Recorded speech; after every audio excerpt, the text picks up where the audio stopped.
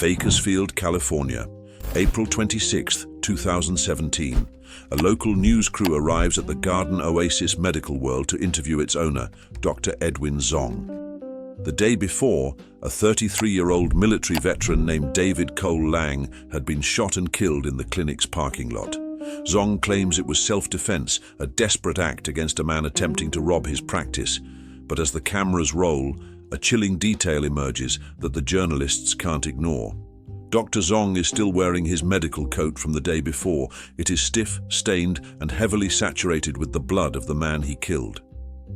He recounts the violence with a surreal, almost hypnotic calm, seemingly unbothered by the biological evidence of a life ended clinging to his sleeves. At first, the public saw a doctor who had survived a tragedy.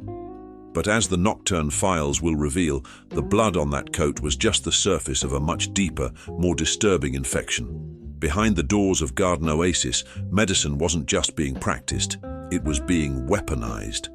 And David Cole Lang wouldn't be the only one to fall victim to the doctor's peculiar world. This is the dossier on Dr. Edwin Zong, a man who traded his Hippocratic oath for a digital gallery of the uncanny. The Garden Oasis Medical World was never meant to be a landmark for tragedy. Tucked away on Goodman Street in Bakersfield, it presented itself as a modest clinic dedicated to the study of pain and pain prevention. But for David Cole Lang, a 33-year-old military veteran, it would become the location of his final moments on Earth. On the morning of April 25, 2017, David left his home, leaving his wife, Monique, with no indication that their goodbye would be permanent. David was like many who sought out Dr. Edwin Zong. He was a man battling the invisible scars of service, struggling with a complex dependency on opioids, including heroin and fentanyl. He went to the Oasis, looking for a way out of the pain, but he found a different kind of silence instead. At approximately 6 p.m., as the sun began to dip over the California Valley, the sterile quiet of the clinic was shattered. According to Dr. Zong, David entered the office not as a patient, but as an aggressor. Zong claimed that David demanded money and launched into a violent assault, striking the doctor's head and pinning him down. It was then that Zong reached into his desk, not for a prescription pad, but for a loaded pistol he kept hidden in a drawer. 2 shots rang out. Police arrived to find David's lifeless body resting on the pavement near the parking lot entrance, his blood pooling on the asphalt. While Zong's narrative was one of a harrowing escape and necessary self-defense, the investigators at R/RBI noted inconsistencies that felt out of place for a run-of-the-mill medical practice. Why did a doctor specializing in pain management feel the need to keep a defense weapon in his desk? And why did the Garden Oasis seem to attract a specific type of vulnerability that its owner was all too willing to exploit? The investigation was just beginning, and as the clinic doors were locked for the final time, the mystery was migrating from the blood-stained pavement to the digital frontier. The physical doors of the Garden Oasis Medical World may have been shuttered after David Cole Lang's death, but the mystery was far from over. As the dust settled in Bakersfield, a new front opened on the digital frontier. Internet sleuths on platforms like R/RB began to uncover a breadcrumb trail that led away from the crime scene and into a bizarre, fragmented network of YouTube channels. The transition from a homicide investigation to a digital manhunt began with the discovery of 3 distinct aliases: Courtney King, Court Reavers, Medical Panorama, and Court K. These weren't just personal vlogs. They were a digital ecosystem where the lines between medical education and psychological horror began to blur. Observers were immediately struck by the uncanny valley quality of the content. In the archives of these channels, investigators found Courtney Reavers, and a woman known only as Grace, performing scripted medical segments while appearing to be in a state of deep sedation. Their speech was slurred, their eyes were heavy, and their movements were rhythmic and strange, as if they were puppets being operated by a force just off camera. The channels were a study in contradiction. On one page, Courtney would read daily Christian devotionals with a sickly, drowsy appearance. On another, she would rap using aggressive, profane language. But the most haunting discovery was the unlisted videos. Using digital scrapers and archival sites, sleuths found footage hidden from the public eye, tutorials on how to crop photos and step-by-step guides to mountain sickness that featured the same disturbing, clinical atmosphere. The investigation had moved from the pavement of 212 Goodman Street into the pixels of a screen. It was clear that while the clinic was dead, the doctor's work was continuing in the shadows of the internet, with Courtney as his primary and increasingly fragile spokesperson. Now the focus shifts from the doctor to his muse, Courtney Rivas. In the early days of her online presence, Courtney's content was erratic but seemingly independent, a mix of daily devotionals and raw, unfiltered rap videos recorded in her bedroom. However, once she was recruited into the orbit of medical Panorama, her persona underwent a radical, disturbing transformation. Courtney became a ghost in the machine, a spokesperson for a medical brand that felt increasingly like a fever dream. In these uploads, the vibrant, if troubled woman from the early vlogs was gone. In her place was a subject who appeared physically and mentally diminished. Her speech became a slurred, rhythmic drone, often reading from a script visible just off camera, while her eyes remained heavy and drowsy, a state Reddit investigators identified as being under the influence of a potent sedative. The videos were a study in the Uncanny Valley. In one unlisted upload titled "How to Crop a Photo," Courtney stood outside near a date tree, her movements mechanical as she was coached by an invisible director. The voice behind the camera, later identified as Dr. Zong, could be heard prompting her, treating her less like a colleague and more like a prop in a clinical experiment. This chapter of the dossier highlights a jarring contradiction. While she was being presented as a medical authority, her own health appeared to be in a state of rapid decline. She was teaching the public about pain prevention and altitude sickness, while her own body bore the bruises and track marks of a struggle the scripts never mentioned. Courtney wasn't just a spokesperson, she was a living testament to the very dependencies Dr. Zong claimed to treat.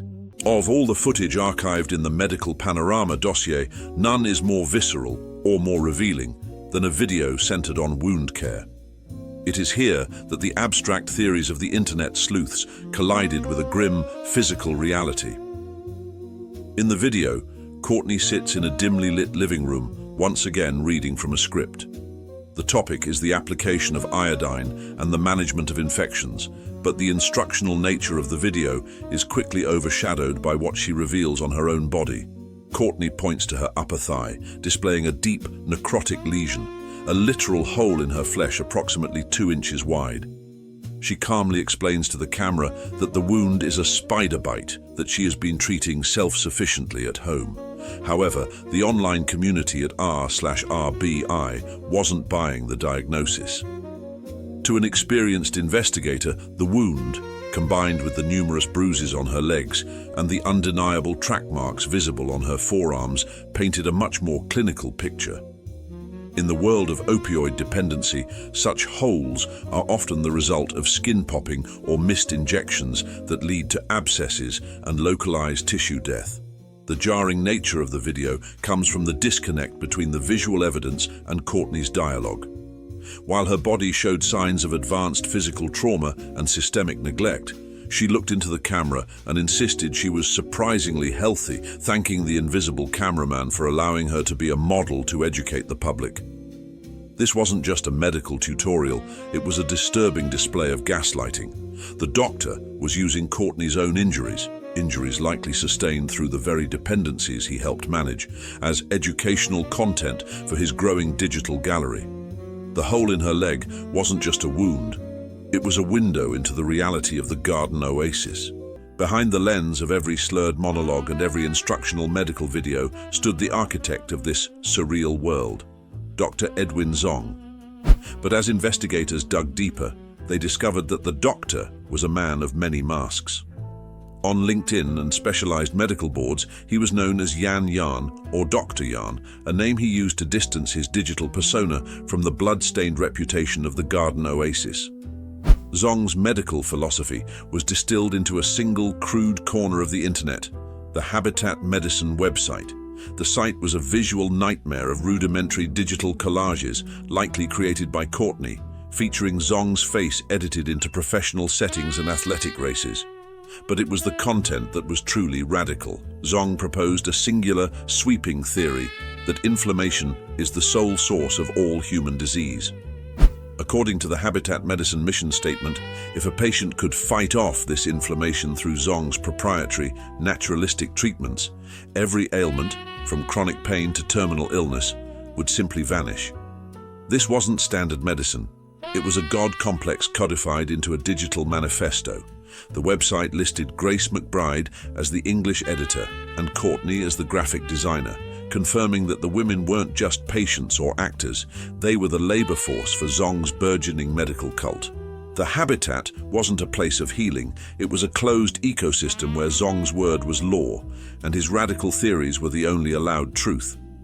He had moved from the sterile environment of a clinic to a philosophical oasis, where he was the judge, the jury, and the only authorized healer.